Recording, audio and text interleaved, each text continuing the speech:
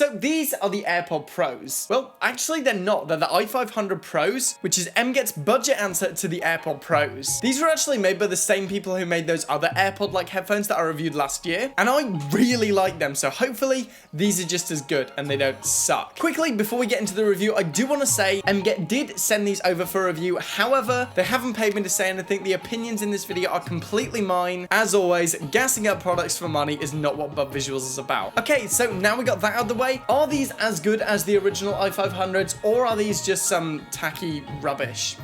Let's find out. First off, we're going to be taking a look at what's in the box, which is a nice, clean design that appropriately protects the headphones in this little plastic cutout. Under this is the manual so you can set them up, and a lightning charging cable that can be used to charge these if you opt for the wired method over the Qi charging. I honestly charge them wired, but when it comes down to it, that's just personal preference. The headphones themselves include one set of earplugs and come in either white or black. I got white as I personally prefer how they look, but if you're a fan of that ever popular matte black, then these have you covered. Next up, we got some key specs and features. The i500 Pros feature an in-ear design with the previously mentioned earplugs to assist with both comfort and noise cancelling. These also feature that pop-up connection window. I honestly thought that was one of the best features of the original, so it's nice that they've carried it over. In fact, on the newest version of these, you even have an option to rename them. However, I got an early model, so this isn't currently a feature on mine. Another feature that's coming soon is the active noise cancelling. Again, I can't comment on that right now because it's not out. As previously mentioned, it does have Qi charging, and of course, the sensors to play and pause music as you take them in and out of your ear, which we're going to be going over in more detail in a bit. In terms of appearance, the i500 Pros are almost identical to the actual AirPod Pros. Despite some pretty hilarious misspellings, everything else is pretty much the same. As for the comfort factor, the i500 Pros are some of the most comfortable earphones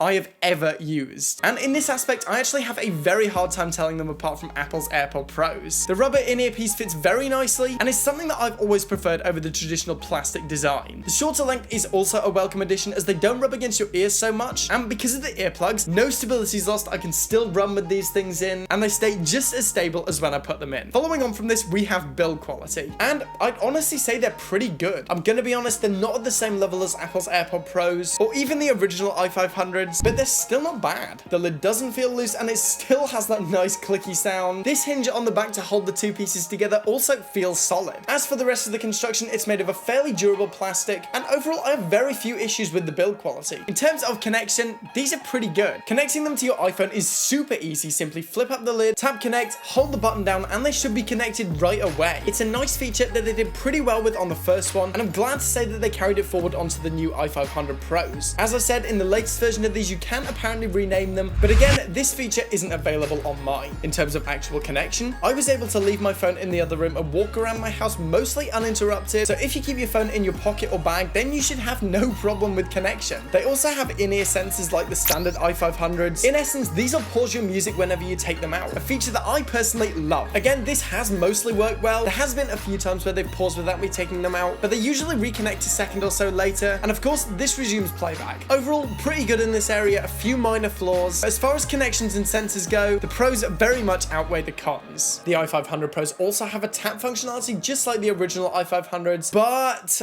mine doesn't actually work. I did ask the guys over at MGet about this, and they told me I received a faulty unit, so usually this should work absolutely fine. However, it's still kind of awkward to perform the tap functions anyway. You have to do this pinch-like motion. It's way less intuitive than the original i500s, and personally, I prefer the original design. As for battery life, the i500 Pros do a pretty good job in all. It is slightly worse than the original i500s, but that's probably due to it having more features. I found that in my testing, they lasted around 3.5 hours without needing to be charged. After this, of course, you can pop them back into the charging case, and you get a full charge in around 45 minutes. The case does hold multiple charges, and so you most likely won't have to charge these earphones daily, which is nice. Moving on, we have noise cancelling. Now, I'm pleased to state that the i500 Pros do really well in this area. I tested them on the bus, on the Wolverhampton tram, and on a UK train. If you live in the UK, we got loud trains. Despite all this though, I was still able to clearly hear my music without turning it up to ear-damaging levels. In fact, I can listen quite quietly and they still work. Now, I think a lot lot of the credit can be given to the in-ear design, but whatever way they've got this to work, it works, and I have no complaints about the sound quality, no weird filter, none of that pulsing effect, and of course, none of that sidechain. MGet have actually said on their website that a version with active noise cancelling is coming soon, and I personally think that would be really cool if they do it properly. It could really just add that little bit of extra noise cancelling to make these things even better. Finally, we have the most important part of any headphones, the sound quality. On the i500 Pros, the sound quality is pretty good. Despite the design, they avoid sounding too muddy. The highs are nice and sharp without being too harsh, if a little lacking in detail, and the mids aren't being driven out by an overly deep bass. But despite this, is still loud enough, and all in all, they sound pretty good. For casual listening with both my phone and my computer, they sounded great, and while I wouldn't use these for anything that required critical listening or reverb monitoring, they work well for a simple music session. Now, don't get me wrong, it's not even close to the sound quality of the Status Audio CV1s or my speakers, but for earphones, it's not bad at all, and it's a clear improvement over the original i500s. Overall, the MGet i500 Pros are a pretty great value alternative to the AirPod Pros. You get good features with even more cool features coming in later models, and while my experience hasn't been without its drawbacks, the i500 Pros are definitely good value for money. Alright guys, so thank you for watching. Remember to like the video if you want to see more content like this, and smash